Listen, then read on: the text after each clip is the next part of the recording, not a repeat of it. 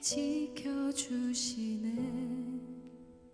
놀라지 마라, 겁내지 마라. 주님 나를 지켜주시네. 아무것도 두려워 말라. 아무것도 두려워 말라.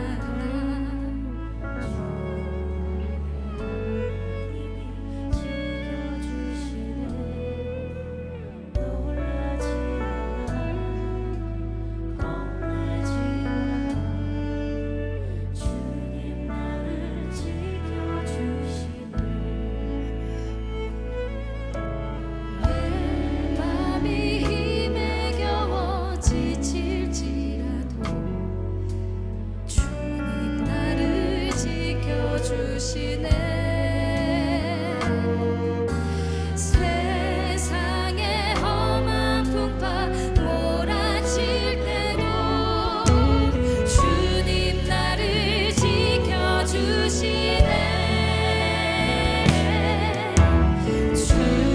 주님은 나의 산성, 주님은 나의 영광.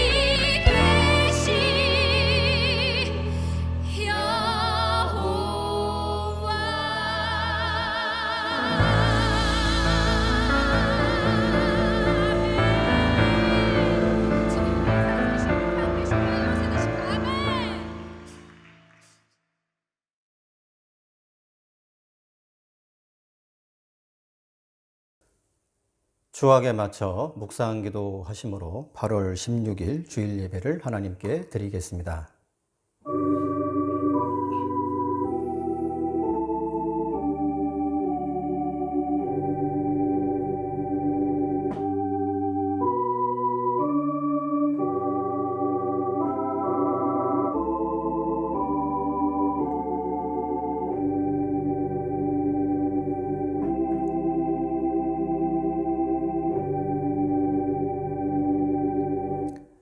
하나님 아버지 감사합니다. 자유로운 대한민국에서 한국교회가 예배하게 하시고 지금까지 인도하심을 받게 하신 것 감사합니다. 모든 성도들이 주 앞에 나와 엎드리게 하시고 오늘의 예배가 주님이 받으시는 온전한 예배가 되게 하여 주시옵소서. 예수님의 이름으로 기도합니다. 아멘. 찬송가 36장 하시겠습니다.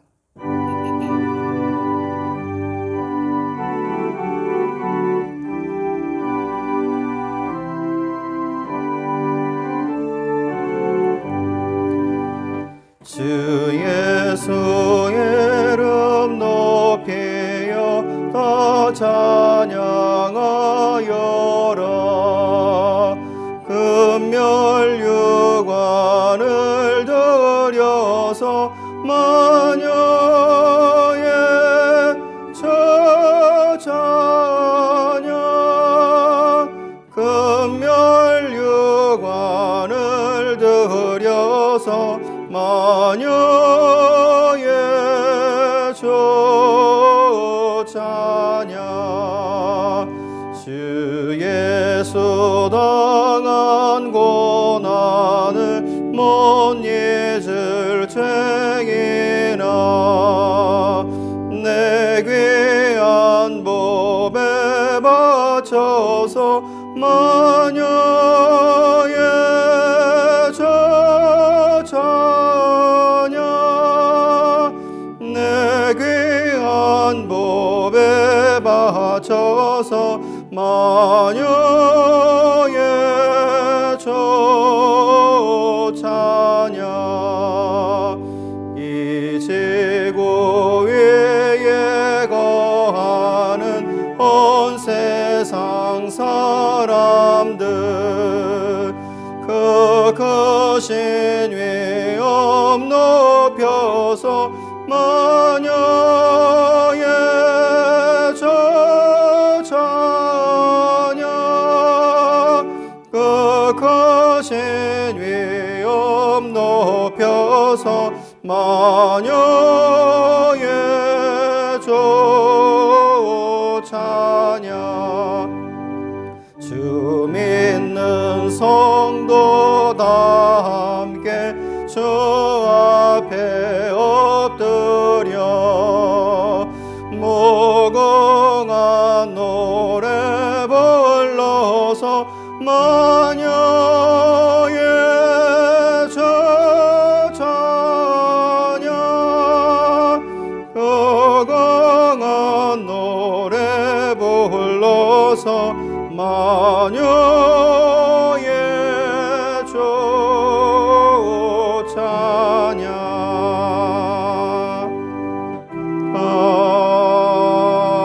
아멘. 이 시간 다 함께 우리가 하나님 앞에 회개하는 시간을 갖도록 하겠습니다. 느헤미야 13장의 말씀을 보게 되면 제사장들만 들어가서 사용하며 하나님께 영광 돌려야 할 방에 이방인이 들어가 있었고요. 또 성전의 재정은 파탄되어서 하나님을 섬겨야 하는 레위인들이 떠난 상태였고 안식일을 온전히 지키지 못하며 이스라엘 사람들이 이방인과 혼인하는 그러한 안타까운 모습들이 기록되어져 있습니다. 한국교회와 우리의 모습은 어떻습니까? 하나님께서 자유롭게 예배하게 하고 하나님께서 자유롭게 전도하게 하고 기도하게 하셨는데 한국교회와 성도들의 모습은 어떤지 이 시간 한번 우리의 삶의 모습을 되돌아보면서 회개하는 시간을 갖도록 하겠습니다. 기도하시겠습니다. 하나님 아버지, 이 나라를 되찾게 하시고 또 나라를 세우게 하셔서 지금까지 인도해 주셨건만 한국교회와 성도들이 정말 주님이 주신 이 자유 가운데 온전히 신앙생활하고 하나님께 온전히 영광 돌리는 모습을 살았는지 이 시간 회개하오니 용서하여 주시옵소서. 우리가 세상과 섞여서 하나가 되고 온전한 모습을 보이지 못하며 하나님의 교회가 온전히 주님을 섬기지 못하고 정말 하나님의 교회가 세상을 향해서 소금과 빛의 역할을 온전히 감당했는지 이 시간 주여 우리를 용서해 주시고 우리를 불쌍히 여겨 주시옵소서. 우리가 온전히 안식일을 지키고 온전히 그리스도인의 합당한 삶을 살았는지 이 세상을 변화시키며 여호와 하나님이 유일하신 하나님이라고 하는 것을 증거하는 삶을 온전히 살았는지 아버지여 우리를 불쌍히 여겨 주시고 이 시간 우리가 회개하오니 우리의 죄를 용서하여 주시옵소서. 우리의 나라와 우리의 민족이 앞으로 온전한 삶을 살아갈 수 있도록 도와주시고 한국교회가 그 사명을 온전히 감당하며 성도들이 온전히 그 사명을 감당할 수 있도록 주께서 위로하시고 역사하여 주시옵소서. 예수님의 이름으로 기도합니다. 아멘. 시편 34편 22절에 여호와께서 그의 종들의 영혼을 속량하시나니 그에게 피하는 자는 다 벌을 받지 아니하리로다 라고 말씀하셨습니다. 예수님을 의지하여 회개하고 하나님께 피한 우리의 죄가 용서받았음을 선포합니다. 아멘. 이 시간 다 함께 사도신경 하심으로 신앙 고백하겠습니다. 나는 전능하신 아버지 하나님 천지의 창조주를 믿습니다. 나는 그의 유일하신 아들 우리 주 예수 그리스도를 믿습니다.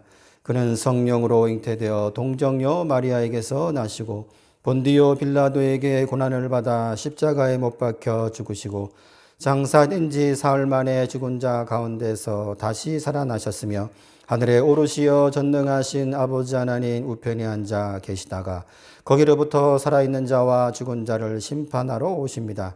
나는 성령을 믿으며 거룩한 공교회와 성도의 교제와 죄를 용서받는 것과 몸의 부활과 영생을 믿습니다.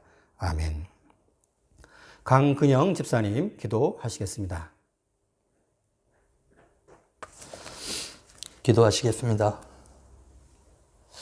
비록 포도나무에 열매가 없고 밭에 먹을 것이 없고 세상 소망이 하나 없더라도 나는 여호와 한 분만으로 족하고 기쁩니다. 우리를 세상과 거룩하게 구별하여 주시고 이 시간 감사와 찬양의 예배를 드리게 하심을 감사드립니다. 오늘 이 모스크바 장로교회 예배를 기뻐 받아 주시옵고 홀로 영광 받으시옵소서. 만일 주님이 안 계시다면 여기 보이는 우리들이 제일 불쌍한 사람들입니다. 세상의 달콤한 것보다 하늘의 것을 더 사모하게 하시고 순간보다 영혼을, 보이는 것보다 보이지 않는 것을 더 사모하게 하셔서 세상의 힘든 모든 것들 참고 이겨낼 수 있도록 도와주시옵소서. 아버지의 마음으로 우리를 끔찍히 사랑하시는 주님, 너희 하늘 아버지께서 구하는 자에게 성령을 주시지 않겠느냐 하는 말씀을 기억합니다. 간절히 구하오니 성령님 내려주시옵소서. 가정에 혹은 직장에 혹은 사업에 어려움이 있는 성도 있습니까? 우리를 홀로 두지 마시고 성령님 늘 함께하여 주셔서 희망 주시고 이겨낼 힘 주시옵소서. 특히 물질적으로 시험받지 않도록 하여 주시고 더욱더 주님 일에 기여할 수 있도록 축복하여 주시옵소서. 건강 때문에 힘들어하는 성도 있습니까? 주님께 더욱더 열심히 찬송하고 봉사할 수 있도록 치료의 역사가 있게 하여 주시옵소서. 코로나로 인하여 교회가 핍박받지 않도록 해주시고 어렵게 시작한 오프라인 예배가 중단되지 않도록 우리 모스크바 장로교회를 지켜주시옵소서. 여러 가지 제목으로 간절히 부르짖는 기도들, 나와 내 가족만을 위한 이기적인 기도가 되지 않도록 해주시고 주님을 사랑하는 마음으로 이웃을 사랑하고 나라를 사랑하는 기도로 넓혀 주시옵소서. 지쳐 쓰러지지 않게 꼭 응답하여 주시옵소서. 오늘 주시는 목사님 말씀, 성령님 역사하셔서 우리의 완악하고 단단한 마음을 쪼개고 깨뜨려 주시고 우리 마음속에 살아 숨쉬는 능력의 말씀이 되게 하여 주시옵소서. 사랑합니다. 감사합니다. 주 예수님 이름으로 기도드립니다. 아멘.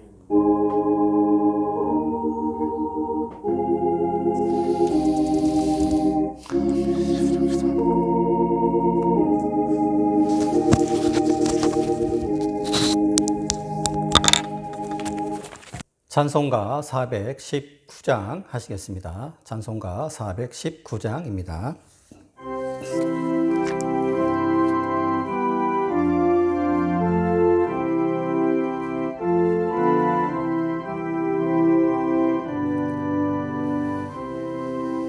주 날개면 내가 평안히 쉬네.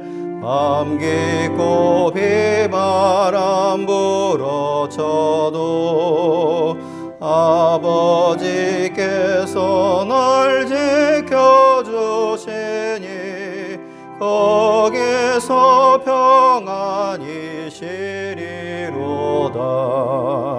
주 날개에 평안하다. 그 사랑 끊을 자니뇨. 주 날개에 내쉬는 영어 영원히 거기서 살리.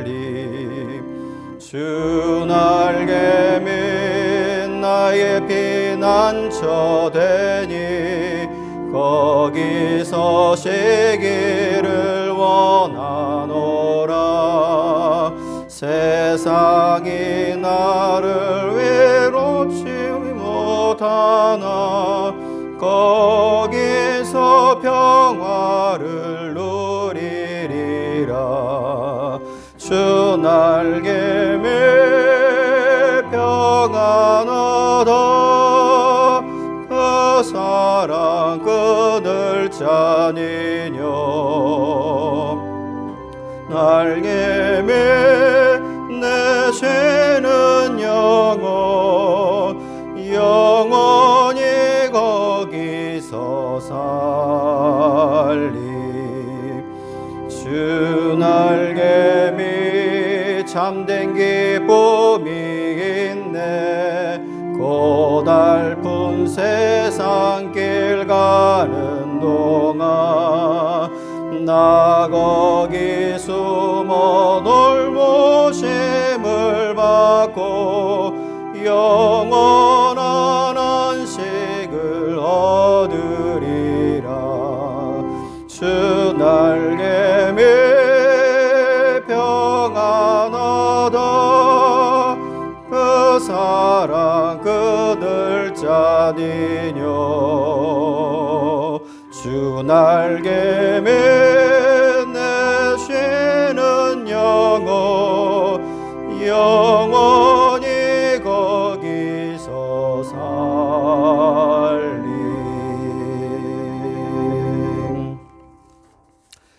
이 시간 보실 하나님 말씀은 다니엘 7장 1절에서 28절까지 말씀입니다. 그 중에서 1절에서 8절까지, 23절에서 25절까지 말씀만 봉독하도록 하겠습니다. 다니엘서 7장 1절에서 8절 말씀 먼저 봉독하겠습니다. 바벨론 벨사살 왕 원년에 다니엘이 그의 침상에서 꿈을 꾸며 머릿속으로 환상을 받고 그 꿈을 기록하며 그 일의 대략을 진술하니라. 다니엘이 진술하여 이르되 내가 밤에 환상을 보았는데 하늘에 네 바람이 큰 바다로 몰려 불더니 큰 짐승 넷이 바다에서 나왔는데 그 모양이 각각 다르더라. 첫째는 사자와 같은데 독수리의 날개가 있더니 내가 보는 중에 그 날개가 뽑혔고 또 땅에서 들려서 사람처럼 두 발로 서기 함을 받았으며 또 사람의 마음을 받았더라. 또 보니 다른 짐승 곧 둘째는 곰과 같은데 그것이 몸 한쪽에 들었고 그 입에 잇사이에는 새 갈빗대가 물렸는데 그것에게 말하는 자들이 있어 이르기를 일어나서 많은 고기를 먹으라 하였더라. 그 후에 내가 또 본즉 다른 짐승 곧 표범과 같은 것이 있는데 그 등에는 새의 날개 넷이 있고 그 짐승에게 또 머리 넷이 있으며 권세를 받았더라. 내가 밤 환상 가운데 그 다음에 본 넷째 짐승은 무섭고 놀라우며 또 매우 강하며 또 새로 된 큰 이가 있어서 먹고 부서뜨리고 그 나머지를 발로 밟았으며 이 짐승은 전에 모든 짐승과 다르고 또 10뿔이 있더라. 내가 그 뿔을 유심히 보는 중에 다른 작은 뿔이 그 사이에서 나더니 첫 번째 뿔 중에 셋이 그 앞에서 뿌리까지 뽑혔으며 이 작은 뿔에는 사람의 눈 같은 눈들이 있고 또 입에 있어 큰 말을 하였더라. 23절부터 28절까지 말씀입니다. 제가 봉독하겠습니다. 보신 이가 이처럼 이르되 넷째 짐승은 곧 땅의 넷째 나라인데 이는 다른 나라들과는 달라서 온 천하를 삼키고 밟아 부서뜨릴 것이며 그 열뿔은 그 나라에서 일어날 열왕이요 그 후에 또 하나가 일어나리니 그는 먼저 있던 자들과 다르고 또 새 왕을 복종시킬 것이며 그가 장차 지극히 높으신 이를 말로 대적하며 또 지극히 높으신 이의 성도를 괴롭게 할 것이며 그가 또 때와 법을 고치고자 할 것이며 성도들은 그의 손에 붙임받아 한 때와 두 때와 반 때를 지내리라. 그러나 심판이 시작되면 그는 권세를 빼앗기고 완전히 멸망할 것이요 나라와 권세와 온 천하 나라들의 위세가 지극히 높으신 이의 거룩한 백성에게 붙임바 되리니 그의 나라는 영원한 나라이라. 모든 권세 있는 자들이 다 그를 섬기며 복종하리라. 그 말이 이에 그친지라. 나 다니엘은 중심에 번민하였으며 내 얼굴빛이 변하였으나 내가 이 일을 마음에 간직하였느니라. 아멘. 하나님이 역사를 다스리십니다 라는 제목으로 목사님 말씀 전하시겠습니다. 요즘 주일 예배에서 우리는 다니엘서를 살피고 있습니다. 지난 7월 중순부터 4번에 걸쳐서 1장에서 6장 사이에 나오는 중요한 부분을 가지고 말씀을 나누었습니다. 다니엘이 우상에게 바쳐졌던 왕이 주는 음식을 믿음으로 거절하면서도 승리했던 그런 기록이 있고, 다니엘이 세 친구와 함께 풀무불에 들어갔으나 다 죽지 않고 살아나왔던 이야기도 있고, 또 그 외에 흥미진진한 그런 이야기들이 다니엘서의 전반부에 보면은 나오고 있습니다. 이런 이야기에 대한 이 부분은 우리가 생략을 하고 오늘날 이 시대에 꼭 우리에게 필요한 말씀들을 가지고 4번에 걸쳐서 우리가 살펴보았습니다. 오늘부터 또 몇 주 동안 다니엘서의 후반부를 우리가 좀 살펴보려고 합니다. 사실 다니엘서 7장부터는 전반부에 있는 내용과는 사실 전혀 다른 그런 말씀이 등장을 합니다. 특별히 다니엘이 환상 가운데 보았던 어떤 신비로운 현상들에 대한 그런 기록입니다. 오늘 우리가 읽었던 7장도 다니엘이 보았던 이 환상에 대한 이야기가 기록이 되어져 있습니다. 그런데 다니엘이 이 환상을 보았던 때가 언제라고 합니까? 1절에 보니까 바벨론 벨사살 왕 원년에 다니엘이 밤에 잠을 자는데 꿈에 보았던 환상이라고 그렇게 말하고 있습니다.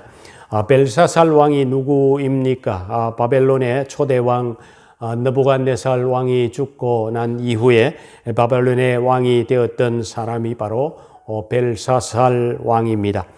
그때 7장에 나오는 이 환상을 보았다고 하니까 오늘 우리가 읽은 이 환상의 내용은 시간적으로 보았을 때에 느부갓네살 왕이 죽고 나서 벨사살 왕이 되었을 때니까 사실은 다니엘서 4장과 5장 중간에 들어가야 오늘 우리가 읽었던 말씀의 이야기가 시간적으로는 맞는 이야기입니다. 그러나 오늘 말씀에 나오는 이 환상은 다니엘이 혼자 꿈에서 보았던 환상이니까 감추어 두었다가 후에 나이가 많았을 때 다니엘서를 기록하면서 하나님이 주신 환상들만 따로 정리해서 7장부터 해서 8장, 9장 이렇게 계속해서 그가 기록을 해 놓은 것을 볼 수 있습니다. 특별히 오늘 읽은 7장의 이 환상은 느부갓네살 왕이 2장에서 보았던 환상과 사실 너무도 유사합니다. 환상의 내용이 같은 것이 아니라 내용은 다르나 그 해석이 똑같다고 하는 것입니다.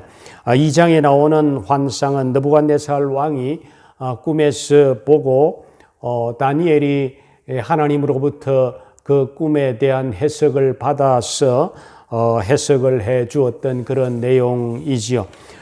그리고 7장에 나오는 이 환상은 다니엘이 꿈에서 직접 본 환상이고, 그리고 천사가 나타나서 그 환상을 해석을 해 주는 이제 그런 것입니다. 2장에서 느부갓네살 왕이 보았던 환상에 대해서 간단하게 한번 되새겨 보도록 하겠습니다. 느부갓네살 왕이 거대한 신상을 꿈에서 보았다고 했지요. 머리는 금으로 되어 있고 가슴과 팔은 은으로 되어 있고 배와 넓적 다리는 노스로 되어져 있고 종아리와 발은 철로 되어 있는 그런 거대한 신상을 느부갓네살 왕이 꿈에서 보았다고 합니다. 다니엘이 이 환상을 해석해 주기를 느부갓네살 왕은 그 신상의 금으로 된 머리에 해당한다고 해석을 해줍니다. 그런데 얼마 가지 못해서 느부갓네살 왕보다 조금 못한 은 같은 나라가 일어나고 세월이 지나 녹과 같은 나라도 일어나고 그 다음에 철과 같은 강한 나라가 일어날 것이다. 이렇게 이제 해석을 하나님으로부터 받아서 느부갓네살 왕에게 해 주었지요. 그런데 갑자기 하늘로부터 손을 대지 않았던 돌이 갑자기 날아와서 그 신상을 산산조각으로 만들어 놓고 그 조각들이 태산을 이루게 되는 그것이 바로 영원한 하나님의 나라가 세워진다고 하는 것을 보여주었던 해석입니다. 이 환상은 머리 되는 느부갓네살 왕부터 역사 속에 나타날 여러 제국의 왕들의 모습을 보여주는 것이지만은 결국에는 예수 그리스도의 오심으로 이 세상에 하나님의 나라가 영원히 세워질 것이라는 환상입니다. 그리고 오늘 7장에 나오는 이 환상도 사실은 우리가 읽었습니다마는 내용은 전혀 다른 내용입니다. 그러나 사실은 그 의미는 똑같은 이야기입니다. 7장에서 다니엘이 꿈에서 본 환상은 아주 귀하게 생긴 짐승들을 보았다고 그렇게 합니다. 그 첫째 짐승이 뭐냐면 오늘 말씀 4절에 보면은 4절에 묘사된 대로 사자 같은데 독수리의 날개가 있다고 그렇게 표현을 하고 있습니다. 그리고 두 번째 짐승은 5절에 나오죠. 곰과 같은데 몸 한편을 들었고 그 입에 새 갈빗대를 물었다고 그렇게 표현해 주고 있습니다. 세 번째 짐승은 6절에 나오는데 표범과 같은데 등에 새의 날개가 4개가 있다고 그렇게 합니다. 네 번째 짐승은 7절에 보니까 아주 무섭고 놀랍게 매우 강하고 새로 된 큰 이빨을 가지고 있는 그런 모습인데 이전에 보았던 짐승들과 다르게 열뿔을 가졌던 그런 어떤 괴물 같은 짐승을 묘사하고 있습니다. 이 두 환상을 두고 환상의 내용은 다르지만은 그 의미는 동일한 환상이라고 건전한 성경 해석자들은 해주고 있고 또 15절부터 천사 같은 천사라고 보여지는 사람이 나와서 그 다니엘이 꾸었던 그 꿈의 내용들을 해석을 해주는 내용도 사실은 동일한 것입니다. 그것은 바로 바벨론 제국 이후의 역사 속에 나타날 제국의 왕들과 그들의 운명에 관한 그런 환상이라는 것입니다. 그리고 그 이후에 나타날 하나님의 나라의 도래에 대한 이야기도 또 동시에 나오는 것입니다. 사실 2장에서 느부갓네살 왕이 보았던 환상에 대한 해석은 하나님으로부터 들었던 내용이고 7장에서 다니엘이 꿈에서 보았던 환상은 15절부터 말씀드렸듯이 천사 같은 천사로 보여지는 한 사람이 해석을 해 주는 것과 사실은 그 해석이 동일한 것이었습니다. 먼저 첫 번째 금으로 된 머리이나 또 사자 같은데 독수리의 날개를 가진 그런 어떤 짐승이 모두 바벨론을 상징한다는 것입니다. 사실 바벨론 제국의 상징이 바로 독수리 상징이 사자였다고 합니다. 그런데 그 날개가 뽑혔다고 그렇게 표현하고 있습니다. 그것은 바벨론 제국이 아무리 강한 나라였으나 느부갓네살 왕이 죽고 나서 그 아들 벨사살이 왕이 되면서 서서히 나라가 기울어지기를 시작을 했지요. 그리고 결국에는 벨사살 왕이 죽음으로써 바벨론이 이제 멸망이 되는 것입니다. 두 번째 은 같은 나라이면서 또 곰과 같은 나라는 메데 파사 제국이었는데 그 첫 번째 왕이 고레스였지요. 그는 제국을 든든히 세우기 위해서 세 나라를 정복하면서 그렇게 세웠습니다. 바로 입에 새 갈빗대를 물었다고 하는 그 표현과 같은 것이지요. 바로 그 세 나라가 리디아와 바벨론과 또 애굽이라고 하는 이 세 나라를 정복하고 나서 거대한 영토를 가진 그런 페르시아 나라 제국을 건설을 했습니다. 그리고 세 번째 나라는 놋과 같은 그런 나라인데 표범과 같은 그런 짐승이고 등에 4개의 날개가 있다고 그렇게 했지요. 바로 페르시아 제국 다음에 나타난 이 헬라 제국 혹은 또 그리스 제국이라고도 하지요.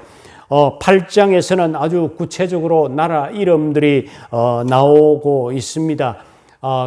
이 헬라 제국이라고 하는 표현이 이미 나오고 있습니다. 그리스 제국의 영웅이었던 이 알렉산더 대왕은 수많은 전쟁들을 통해서 제국을 이루었지만은 알렉산더 대왕이 젊은 시절에 갑자기 죽으면서 나라가 4명의 장수들에 의해서 분할되어지고 분할 통치되어지는 이제 그런 것을 미리 보여주는 그런 환상이었던 것입니다. 실제 알렉산더 대왕은 23살에 왕에 올라서 상당히 넓은 영토를 차지하고 정복해 갔지만은 갑자기 33살에 세상을 떠났습니다. 그 이후에 4개의 날개가 있었다고 표현된 것처럼 4명의 장수가 그 모든 그리스 제국을 이렇게 분할해서 통치했던 그런 역사적인 기록들을 우리가 읽어보게 되어집니다. 이 그리스 제국의 철학, 경영 철학은 한마디로 융합 철학이라고 할 수가 있었습니다. 그리스의 서양 문화와 또 정복지 동양 문화를 융합해서 아주 독특한 그 그리스 문화, 헬라 문화를 만들어냈던 것으로 유명하지요. 헬라의 건축과 미술 조각은 지금도 사람들에게 감탄을 주고 있고 또 당시의 철학자였던 소크라테스, 플라톤 사상은 철학에 크게 영향을 미쳤던 것으로 유명합니다. 또 아르키메데스, 피타고라스 같은 수학자들의 그런 이론들은 오늘날 수학의 기초가 되기도 했지요. 그러나 아무리 한 제국의 문화와 과학과 학문이 찬란해도 그것은 영원하지를 못했습니다. 곧 나타날 나라가 있었기 때문입니다. 바로 그 나라가 바로 철과 같은 그런 나라, 또 새의 이빨을 가진 아주 무서운 이상한 모양을 가진 그런 것으로 상징된 나라가 있지요. 바로 느부갓네살 왕이 보았던 신상의 종아리로 상징된 나라가 바로 로마 나라였습니다. 사실 로마 제국은 이탈리아의 한 도시 국가에서 출발을 했지만은 전쟁을 통해서 차례차례 주변 국가들을 정복해서 엄청난 대제국을 이루었던 것을 우리는 역사 속에서 볼 수가 있습니다. BC 63년부터 본격적으로 역사에 등장해서 처음에는 몇 나라로 분할해서 통치를 하다가 콘스탄티노플 황제가 AD 324년에 로마가 통일이 됩니다. 그러나 수도를 로마에서 콘스탄티노플, 지금의 이스탄불로 이렇게 옮기면서 결국 로마 제국이 동과 서로 이렇게 나누어지게 됩니다. 나누어지고 오랫동안 갈등과 갈등을 경험을 하다가 결국에는 서로마 제국이 먼저 멸망을 하게 됩니다. 내부의 부패와 외부의 침략으로 먼저 망하지요. 그러나 동로마 제국은 무려 1454년까지 건재하면서 전 세계에 엄청난 영향을 미쳤던 것을 우리는 역사 속에서 보게 됩니다. 러시아도 사실 동로마 제국의 영향으로 정교회를 받아들이고 지금까지 수많은 교회가 세워지고 사람들에게 영향을 미쳤던 것을 우리는 보고 있지요. 그런데 바로 이 로마 제국 시대에 어떤 일이 일어난다고 합니까? 다니엘서 2장에서는 손대지 아니한 돌이 날아와서 그 거대한 신상을 치니 신상이 산산조각이 나서 바람에 썰려가 태산을 이루었다고 그렇게 합니다. 그러면 이 손대지 않은 돌이 뭐냐 하는 것입니다. 성경학자들은 하나같이 사람의 손이 아니라 바로 하나님의 손이 돌을 날게 해서 세상의 모든 제국을 치신다는 거지요. 바로 그 돌이 예수 그리스도라고 하는 것입니다. 예수 그리스도가 역사에 갑자기 나타나 나라를 세우는데 그 나라가 바로 하나님의 나라라고 하는 것입니다. 다니엘서 2장 44절에서는 그 나라는 영원히 망하지 아니할 것이고 또 영원히 설 것이라고 그렇게 표현을 하고 있습니다.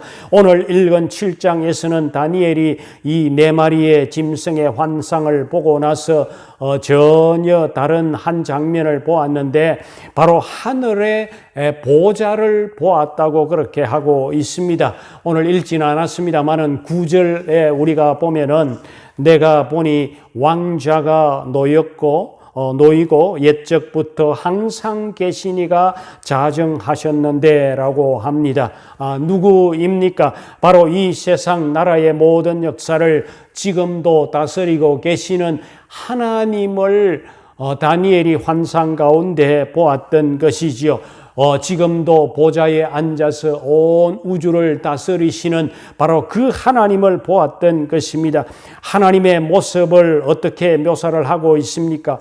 9절 뒷부분에 가서 보니까 그의 옷은 희기가 눈 같고 그의 머리털은 깨끗한 양털 같고 그의 보좌는 불꽃이라고 묘사를 합니다. 10절에 보니까 그 불이 그에게서 나와서 심판하시는 그런 어떤 모습을 그리고 있습니다. 무엇을 말하고 있습니까? 이 세상의 나라가 아무리 크고 강력하게 보여도 결국에는 그 나라들은 영원히 설 수 없는 그런 나라들이라고 하는 것입니다. 그 나라들이 사람의 눈에 보기에는 영원히 지속될 것 같지만은 결국에는 다 무너지게 되어 있다는 그런 이야기지요. 결국에는 이 우주를 다스리시는 하나님의 그 심판 앞에서 다들 무너지게 되어 있다고 하는 그 사실을 지금 보여주고 있는 환상입니다. 바벨론이나 페르시아 또 헬라 또 로마 제국이 한 시대에는 사람들에게 부러움의 대상이었고 또 한편으로 두려움의 대상이 되었고 사람들이 세운 영광스러운 찬란한 그런 나라인 것처럼 그렇게 보였습니다. 그리고 영원히 그것이 그 나라들이 지속될 것 같은 그런 모습이었지만은 결국에는 역사 속에서 우리가 보면은 그 나라들은 다 망했지 않았습니까? 요즘 이 시대에도 강한 나라들이 있지요. 이 세계를 좌지우지하고 호령하는 그런 나라들이 있습니다. 백성들은 권세 잡은 자들 앞에서 두려워 떠는 그런 세상을 살아가고 있지요. 결국에는 영원히 지속되고 영원히 다스리는 그런 나라 같지만은 그 나라들은 영원히 계속될 수는 없는 나라들이라고 하는 것을 우리들에게 보여주고 있는 것입니다. 오늘 말씀 13절에 보면은 다니엘이 또 환상을 보는데 인자 같은 이가 구름을 타고 와서 옛적부터 항상 계신 이 하나님에게 다가왔다고 합니다. 이 인자 같은 이가 누구입니까? 우리는 성경을 읽어본 사람이라면 바로 인자 같은 이가 누구라고 하는 사실은 금방 눈치챌 수 있지요. 바로 예수 그리스도입니다. 그 예수 그리스도가 하나님으로부터 모든 권세를 받아서 이 세상을 심판하고 영원한 그 나라를 세우고 그 나라는 영원할 것이라고 하는 것입니다. 14절 마지막 부분에 보니까 그 나라는 멸망하지 아니할 것이라 하고 그렇게 하고 있습니다. 미래형으로 기록되어져 있는 것을 봅니다. 아직은 예수 그리스도가 완전히 모든 권세와 나라를 받으신 때가 아니라고 하는 것이요. 그러나 앞으로 그때가 아직까지는 오지 않았지만은 지금은 그 때를 기다리는 때라고 하는 것입니다. 미래는 그런 때가 분명히 올 것이라는 것이죠. 그러나 그 예수 그리스도가 세우는 그 하나님의 나라라고 하는 것은 영원히 멸망하지 않는 그런 나라가 될 것이라 하는 것입니다. 지금은 로마 제국 이후에 짐승의 머리에서 열뿔이 솟아 나온 것처럼 열국으로 나라가 나누어져서 이 어두움의 세상 나라가 온 세상을 지배하는 것 같이 보이지요. 오늘 말씀 21절에 보니까 내가 본즉 이 뿔이 성도들과 더불어 싸워 그들에게 이겼더니라고 합니다. 무슨 말입니까? 아직은 이 세상 나라와 권세가 성도들을 이긴다는 그런 말이죠. 그래서 성도들은 이 땅 위에 살아가면서 고난도 받고 핍박도 받고 성도들이 또 참 예수 믿기가 어려운 그런 시대에 지금은 우리가 살고 있다고 하는 이야기입니다. 그러나 여러분들 하나님의 나라가 이 땅에 온전히 세워지기 위해서는 분명히 시간이 필요하다고 하지요. 25절에 보니까 그 때가 되기까지 온전히 그 하나님의 나라가 세워지기 그때까지는 한 때와 두 때와 반 때를 지내리라라고 합니다. 여기에서 말하는 한 때와 두 때와 이 반 때에 대해서는 우리가 요한계시록 11장과 12장을 가서 보면은 조금 자세히 나옵니다. 그 기간 동안에는 성도들이 이 땅 위에서 고난도 받고 핍박도 받을 것이라고 하는 그 이야기를 지금 하고 있는 것입니다. 이 한 때와 두 때와 반 때에 대해서는 우리가 요한계시록을 좀 배울 때에 아마 이것은 좀 자세하게 나오는 이야기입니다. 분명한 것은 일정한 정해진 그런 시간이 지나면은 그 짐승의 권세를 깨뜨리고 예수 그리스도께서 영원한 그 권세를 가지시고 이 세상을 심판하시고 영원한 하나님의 나라를 세워 나갈 것임을 분명히 한 것입니다. 그러니까 우리 하나님의 사람들이 이 세상에서 어떤 모습으로 살아야 되는가 하는 것은 오늘 말씀이 우리에게 분명히 보여주고 있는 것이죠. 여기에서 우리는 다니엘과 세 친구들이 어떻게 해서 그런 엄청난 시련 앞에서도 그렇게 당당하게 살아갈 수가 있었는지를 우리는 볼 수가 있는 것입니다. 세상의 권세가 아무리 커 보이고 힘 있어 보이지만은 얼마 지나지 않아서 그 나라들은 무너질 것이고 결국에 하나님의 나라가 영원히 서고 그 영원한 그 하나님의 나라가 우리 앞에 다가올 것을 확신했던 다니엘과 색 친구들은 그들 앞에 엄청난 고난이 다가왔더라도 그들은 당황하지 않고 그렇게 당당하게 그 고난을 맞이할 수 있었던 것입니다. 다니엘과 세 친구들이 평소보다 7배나 뜨거운 풀무불 앞에서도 그렇게 당당할 수 있었던 이유가 바로 하나님이 우리를 지켜주실 것이다. 그리 아니하실지라도 우리는 절하지 않겠다고 하는 그런 어떤 분명한 신념을 그들이 가질 수 있었던 것이 무엇 때문입니까? 바로 영원한 하나님의 나라가 다가올 것임을 그들은 분명히 확신했기 때문인 것이죠.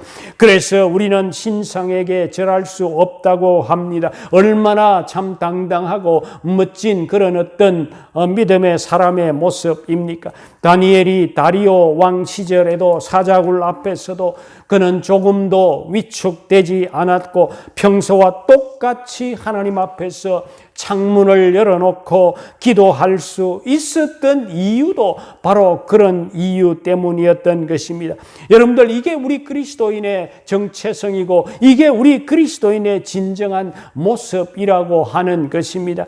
역사의 주인 되신 분이 하나님이시고 이 세상의 역사를 주관하고 다스리시는 분이 하나님이라고 하는 분명한 그 믿음이 있을 때에 우리 앞에 그 어떤 어려움과 역경이 우리 앞에 다가오더라도 우리는 두려워하지 않을 수 있는 것이 우리 그리스도인의 모습이라고 하는 것입니다. 결론의 말씀을 드리겠습니다. 생쥐가 한 마리 있었다고 합니다. 그런데 그 생쥐가 고양이가 참 너무 무서웠다는 것입니다.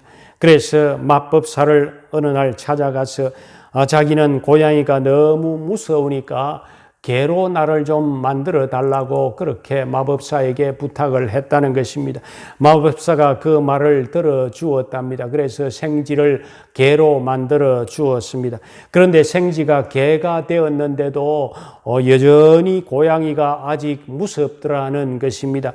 그래서 마법사에게 가서 마법사님, 이 개 가지고는 안 되겠습니다. 나를 호랑이로 좀 만들어 주십시오 라고 부탁을 했다고 합니다. 그랬더니 그 마법사가 이렇게 말했다고 합니다. 너를 호랑이로 만들어 준들 네가 생쥐의 마음을 갖고 있는 한 너는 생쥐일 뿐이라 그랬답니다.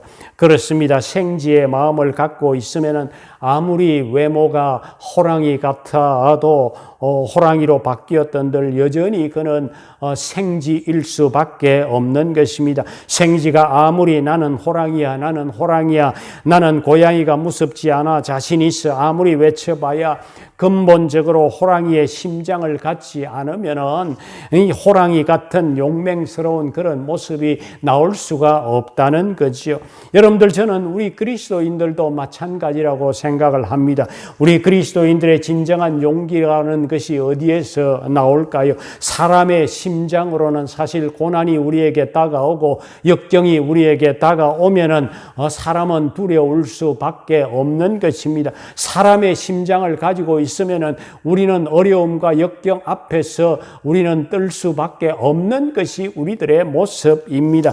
그러니까 우리들이 정말 성령 하나님이 내 속에 들어오셔서 내 마음을 다스리시고 움직이시고, 그래서 우리가 성령 하나님의 마음을 우리 가운데 가득 채울 때에 결국에는 어떤 상황이 우리 가운데 닥쳐오더라도 우리는 두려워하지 않을 수 있고 염려하지 않을 수가 있다고 하는 것입니다. 역사 속에서 수많은 우리의 믿음의 이 신앙의 선배들이 참 죽음의 두려움에서 당당할 수 있었던 것은 그들의 마음, 인간의 마음이 아니라 바로 성령 하나님의 마음을 그들의 가슴 속에 품었기 때문에 그들이 그렇게 당당하게 죽음 앞에서도 그렇게 이 초라하지 않는 모습을 할 수 있었던 것입니다. 여러분들, 도널드 맥켈로라고 하는 분이 이런 이야기를 한 적이 있습니다. 오늘날 21세기의 그리스도인들이 짓는 가장 큰 죄는 하나님을 시시한 존재로 격화시키는 것이라고 이렇게 말한 적이 있습니다. 여러분들 곰곰이 생각을 해보면은 그런 생각이 들지를 않습니까? 사실 온 천지와 만물을 만드신 그 전능하신 하나님이 우리 가운데 이미 들어와 계신데, 그 성령 하나님께서 이미 우리의 마음 가운데 들어와 계신데, 내가 당한 현실 앞에서 너무도 우리가 두려워하고 염려하고 있는 것은 아닌지 모르겠습니다. 정말 우리가 온 천지와 만물을 만드신 살아계신 그 하나님이 우리의 가슴 가운데 들어와 계신다면은 오늘날 우리가 맞이하는 이 현실 앞에서 우리는 염려하거나 걱정하거나 하지 않을 수가 있는 것 아니겠느냐 하는 것입니다. 어느 날 미국의 한 기자가 멕시코 대통령에게 이런 질문을 한 적이 있었다고 합니다. 똑같은 사람들이 살고 있는 이 북미와 남미가 어떻게 이렇게 달라진 이유가 어디에 있다고 생각합니까? 라고 질문을 했답니다. 그때 멕시코 대통령이 이렇게 대답을 했다고 합니다. 이렇게 달라진 것은 바로 소원이 달랐기 때문입니다. 북미로 온 사람들은 하나님 가드를 찾아서 목숨 걸고 그들이 이곳까지 왔지만은 남미로 온 사람들은 골드를 찾아서 그들이 이곳까지 왔기 때문이라 하는 것입니다. 하나님을 찾아러 온 사람들은 바로 하나님도 찾고 골드도 찾았지만은 금을 찾으러 왔던 사람들은 골드도 놓치고 하나님도 놓쳤다는 것입니다. 소원이 다른 것이 이렇게 몇백 년이 지나고 보니까 엄청난 차이를 만들어 내었다고 하는 이런 이야기를 했다는 것입니다. 여러분들 지금 무엇을 찾고 계십니까? 여러분들의 마음에 원하는 것, 여러분들이 간절히 바라고 소원하는 것이 과연 무엇입니까? 우리가 이 땅 위에 살아가면서 정말 여러분들의 가슴 속에 소망하고 있는 것이 무엇입니까? 골드입니까? 가드입니까? 한자, L자 차이밖에 없지만은 세월이 지나서 20년이 지나고 50년이 지나고 100년이 지나면은 우리의 후손들에게서는 엄청난 차이를 만들어낼 수 있다고 하는 이 사실을 우리는 오늘 기억해야만 되는 것입니다. 예수님께서 이렇게 말씀을 하신 적이 있지요.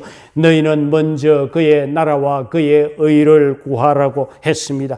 그리하면 이 모든 것을 더해 주시겠다고 약속해서 하신 이 말씀 붙들고 믿음으로 살아가면은 우리의 삶 가운데 비록 지금 당장은 우리의 눈에 보이는 것이 없더라도 50년, 100년 이후에 우리의 후손들에게 나타날 것을 우리가 기대한다면은 정말 엄청난 차이가 나타날 것임을 그런 것을 우리가 바라보면서 오늘도 우리 주님이 우리 가운데 함께 계신다고 하는 그 믿음으로 살아가는 그 믿음의 사람들이 다 되시기를 주의 이름으로 축원합니다.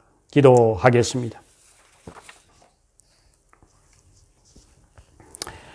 온 우주와 역사를 다스리시는 살아계신 하나님 아버지, 오늘도 우리들이 역사의 주인 되신 하나님을 예배하는 자로 나와서 하나님 앞에 앉을 수 있게 해주신 것 너무나도 감사를 드립니다. 지난날 역사 속에서 바벨론과 페르시아와 또 그리스와 로마 제국을 다스렸듯이 오늘날도 이 세상의 나라들을 다스리시고 때를 따라서 때가 되면은 나라들을 다 다스리시고 사라지게 하시고 결국에는 영원한 하나님의 나라를 세우실 그 하나님을 오늘도 말씀 속에서 분명히 우리가 볼 수 있게 해 주셔서 감사합니다. 사람들이 이 땅에 살아가면서 때로 이 땅의 나라와 권세가 영원할 것처럼 생각하고 그 앞에 두려워하고 떨고 있는 사람들이 너무도 많이 있는 이 세상입니다. 그러나 우리의 하나님의 사람들은 세상의 나라와 권세를 보는 눈이 달라지기를 소원합니다. 아무리 세상이 커 보이고 힘 있어 보이지만 언젠가는 하나님의 때가 되면은 다 사라지고 영원한 하나님의 나라가 세워질 것을 분명히 우리가 믿는 그 믿음으로 살아가는 자들 되게 해 주시옵소서. 지금도 이 세상의 역사를 다스리시는 분은 우리 하나님이라고 하는 이 사실을 우리가 분명히 믿고 세상을 두려워하지 않고 당당하는 모습으로 살아가는 우리들 다 되게 해 주시옵소서. 모든 영광을 우리 주님께 돌리며 예수님 이름으로 기도합니다. 아멘. 찬송 393장입니다.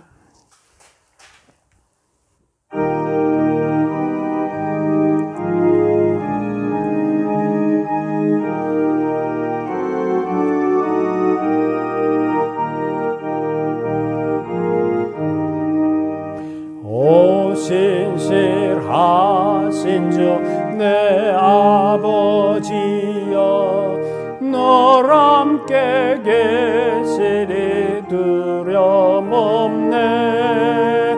그 사랑 변창고 날 지키시며 어제나 오늘이 한결같네.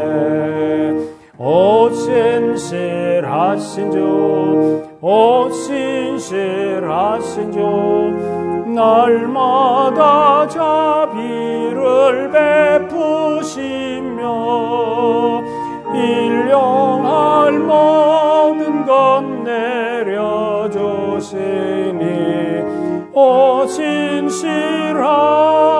주, 나의 구주.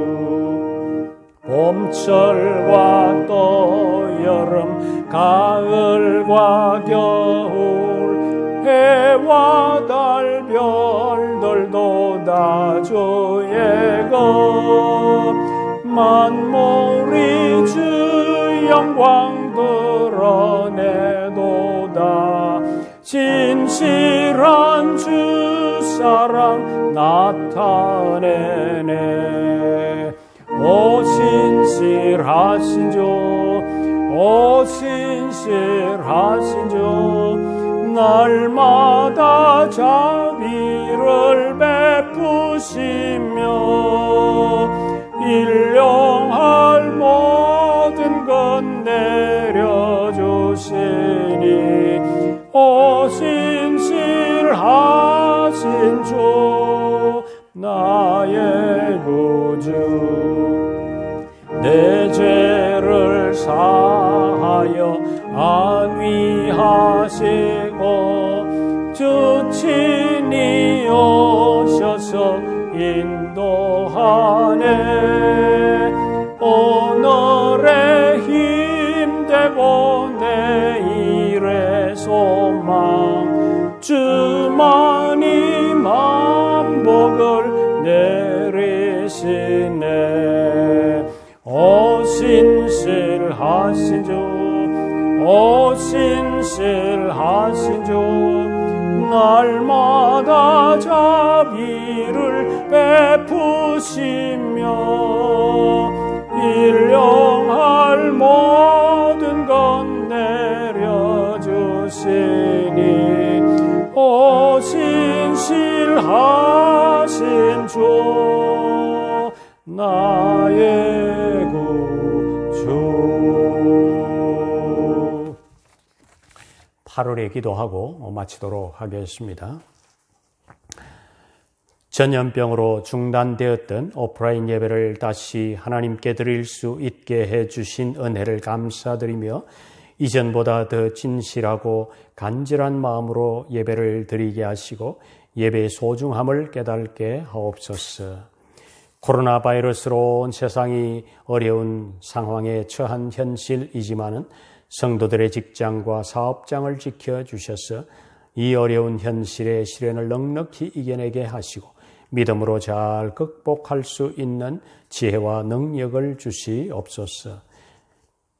조국의 정치인들이 개인의 권력보다는 나라와 국민의 안위와 평안을 먼저 생각하게 하시고 섬기는 마음으로 정치하게 하셔서 하나님의 뜻에 합한 대한민국으로 세워지고 전 세계에 하나님의 살아계심을 증거하는 나라가 되게 하소서. 아멘. 기도하겠습니다. 우리를 구원하신 예수 그리스도의 은혜와 하나님 아버지의 사랑과 성령의 교통하심이 오늘도 온라인으로 예배하는 우리 모든 성도들과 또 그 가정과 삶의 기업과 그 자녀들, 후손들 위해 지금부터 영원토록 함께 계실지어다. 아멘.